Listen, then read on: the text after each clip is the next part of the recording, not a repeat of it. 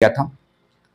कुछ पॉइंट्स को जो है मेंशन करते हुए, कुछ न्यूमेरिकल को जो है यहां पर सॉल्व करते हुए मैं नेक्स्ट जो है phase of cell cycle, mitotic phase, M phase या एक्चुअल डिवीजन फेज में एंटर करता हूं। थोड़ा समझिएगा, यहां पर मैंने बोला कुछ पॉइंट मेंशन कर देते हैं, जैसे G1 टू G0 और री inter in cell cycle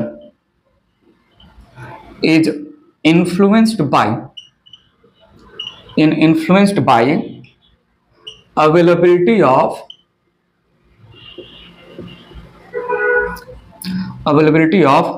mitogens and energy rich compound, certain energy rich compounds, certain energy rich compounds, यहां पर बेसिकली साइक्लिन डिपेंडेंट काइनेज का हम बात कर रहे हैं। सो जीवन में ऑल द प्रिपरेशन हो गया। नाउ जीवन के बाद सेल को क्विसेंट स्टेज में जाना है। क्विसेंट स्टेज में चला गया, वापस से उसको री एंटर करना है सेल साइकिल में। ये इन्फ्लुएंस होता है माइटोसिस प्रमोटिंग फैक्टर या सब्सटेंसेस, माइटोजन या कुछ जो है energy rich compound, under name of मैं बोल सकता हूं cyclin dependent kinase etcetera, decide करेंगे कि जीवन के बाद अवेलेबिलिटी ऑफ माइट्रोजन्स, अवेलेबिलिटी ऑफ जो है सर्टेन केमिकल कंपाउंड, डिसाइड करेंगे कि जीवन के बाद G0 में जाना है, G0 में जा कोई सेल है तो वापस से जो है जीवन Sg2m री एंटर करना है या नहीं। ठीक है, और कुछ पॉइंट मेरे माइंड में चल रहा है, थोड़ा सुनिएगा। G1 to S transition, I need your attention here please. G1 to S transition, it is influenced by cell growth, influenced by cell growth, it is influenced by nutrient availability, it is influenced by cell growth, nutrients availability etc. सुनिएगा, मैंने next क्या बोला यहां पर, S2G2 transition, S2G2 transition, it is influenced by S2G2 transition influenced by again cell growth and DNA replication, DNA replication। S2G2 या इसको basically बोल दे G2 to M भी बोल सकते हैं, G2 to M मेन रहेगा। G2 से M में एंट्री इन्फ्लुएंस होगा, सेल का ग्रोथ अच्छे से हुआ है, डीएनए रेप्लिकेट हो चुका है या नहीं। I need your attention, metaphase से एनाफेज में ट्रांजिशन एक चेक पॉइंट काम करता है। मेटाफेज से एनाफेज ट्रांजिशन आएगा आगे, जहां पर anaphase promoting substances, anaphase promoting factor काम करता है। तो मेटाफेज से एनाफेज में ट्रांजिशन इन्फ्लुएंस होता है attachment of spindle fibre over the chromosome. Mention कर लेते हैं, need your attention here please. Metaphase two anaphase transition influenced by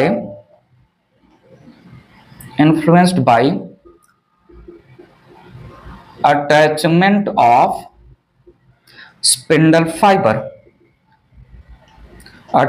of spindle fibers with chromosome, आगे आएगा मैं इसको बताऊंगा, chromosome and controlled by APC, anaphase promoting compounds, anaphase promoting compounds। ठीक है, ये कुछ पॉइंट मेरे माइंड में थे जो है मेंशन कर दिया।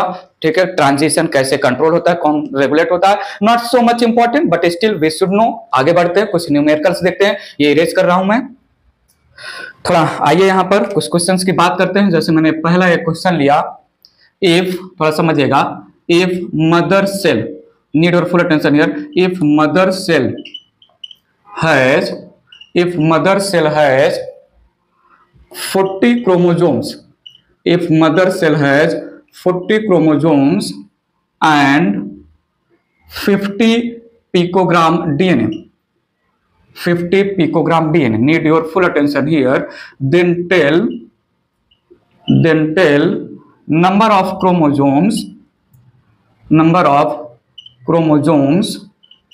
and amount of DNA इन, थोड़ा ये कहां पर बात कर रहे हैं, अमाउंट ऑफ डीएनए इन, पहला मैंने लिया यहां पर G1 फेज में कितना रहेगा, दूसरा मैंने यहां पर लिया ग्रोथ 1 फेज में amount of DNA and growth 1 phase में number of chromosome and amount of DNA, तीसरा मैंने आपसे पूछा पोस्ट एम फेज में कितना जो है अमाउंट ऑफ डीएनए और नंबर ऑफ क्रोमोसोम रहेगा, मैंने आपसे पूछा प्री जो है रेप्लिकेटिंग फेज में कितना amount of DNA number of chromosome रहेगा, फिर मैंने पूछा यहां पर प्री एस फेज में कितना number of chromosome and amount of DNA रहेगा, मैंने आपसे पूछा रेप्लिकेशन फेज में कितना amount of DNA number of chromosome रहेगा, फिर मैंने आपसे पूछा जो है दैट सिंथेसिस फेज में number of chromosome and amount of DNA आप हमें जल्दी से बता दीजिए, फिर मैंने आपसे पूछा यहां पर पोस्ट G1 फेज में कितना अमाउंट ऑफ डीएनए और नंबर ऑफ क्रोमोसोम रहेगा, जल्दी से हमें आप बता दीजिए, मैंने फिर आपसे पूछा प्री G2 फेज में कितना अमाउंट ऑफ डीएनए और नंबर ऑफ क्रोमोसोम रहेगा, कैलकुलेट करिए, मैंने आपसे पूछा ग्रोथ 2 फेज में कितना अमाउंट ऑफ डीएनए और नंबर ऑफ क्रोमोसोम रहेगा, फिर मैंने आपसे पूछा यहां पर जो है पोस्ट रेप्लिकेशन फेज में कितना अमाउंट ऑफ डीएनए और नंबर ऑफ क्रोमोसोम रहेगा, फिर मैंने पूछा आपसे जो है प्री माइटोटिक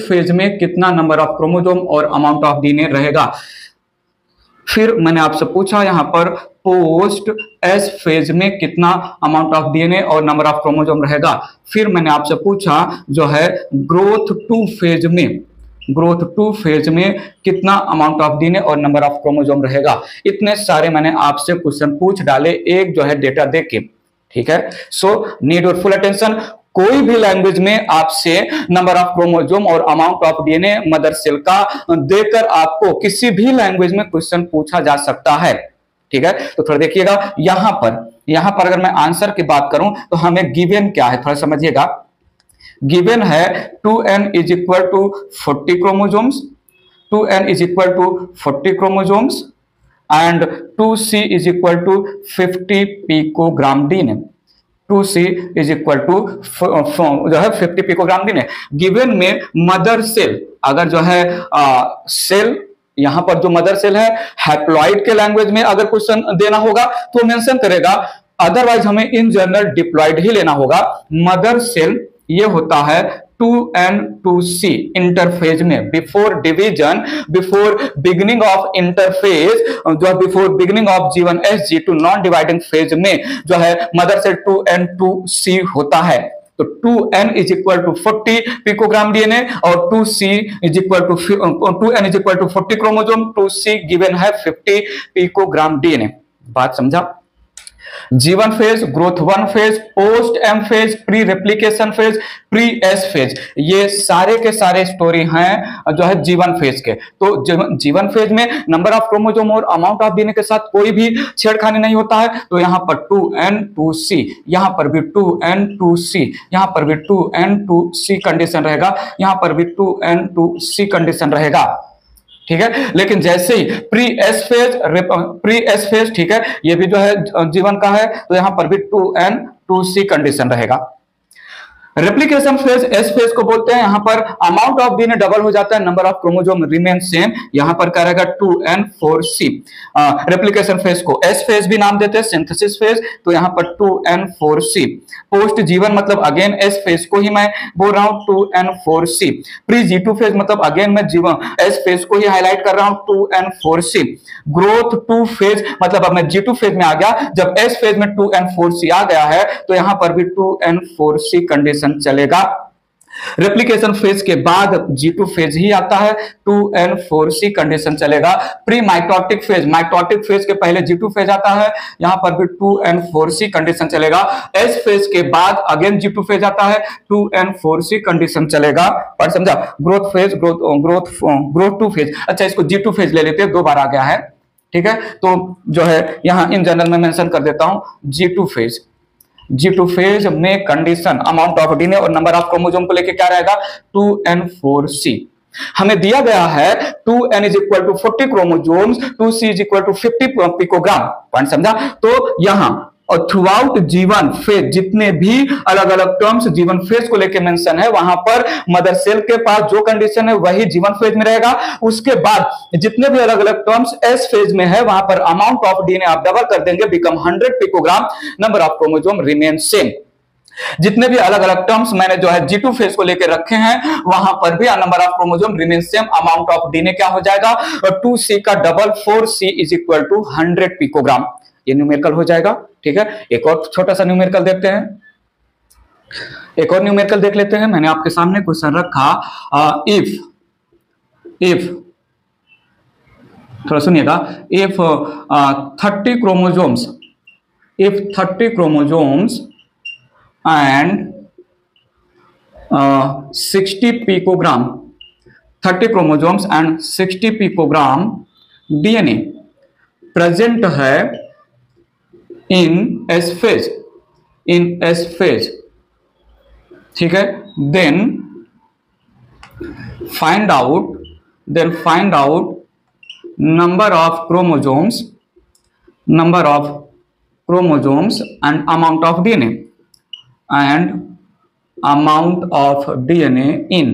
थोड़ा आइए समझिए, पहला क्वेश्चन मैंने यहां पर रखा पहला क्वेश्चन रखा इन रेप्लिकेशन फेज बताइए कितना नंबर ऑफ क्रोमोसोम और अमाउंट ऑफ डीएनए रहेगा। दूसरा क्वेश्चन मैंने रखा प्री एस फेज में कितना नंबर ऑफ क्रोमोसोम और अमाउंट ऑफ डीएनए रहेगा।